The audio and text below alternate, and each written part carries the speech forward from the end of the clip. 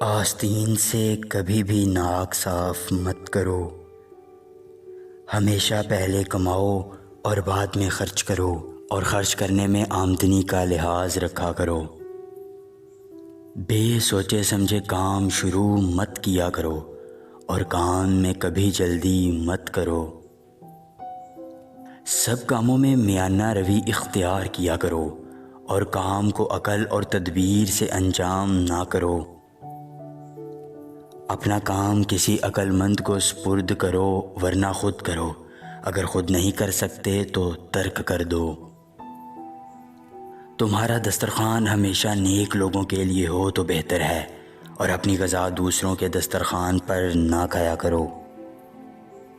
اس جہان میں محنت ایسے کرو جیسے ہمیشہ یہیں رہنا ہو، اور آخرت کے لیے ایسے مشقت کرو جیسے کل ہی مر جانا ہے۔ ہمیشہ کار خیر کے لیے مشقت کرتے رہو۔ عقل ادب کے ساتھ ایسے ہے جیسا کہ پھلدار درخت۔ عقل مند کے لیے وہ وقت بہت مشکل ہوتا ہے جب کسی بات کے اظہار کے لیے خرابی پیدا ہونے کا خوف ہو۔ کسب نہ کرنا محتاجی کا سبب بنتا ہے، اور محتاجی دین کو تنگ کر دیتی ہے۔ اس عورت سے خدا کی پناہ مانگو جو شریر اور بری ہو۔ امانت دار بن جا، غنی ہو جائے گا۔ امانت کی ہمیشہ حفاظت کر۔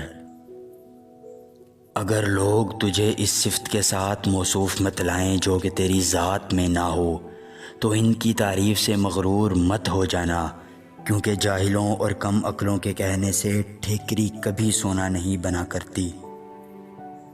مہمان کی مناسب خدمت کرو، اور مہمان کے سامنے کسی پر خفا مت ہو، اور نہ ہی مہمان کو کسی کام پر لگاؤ۔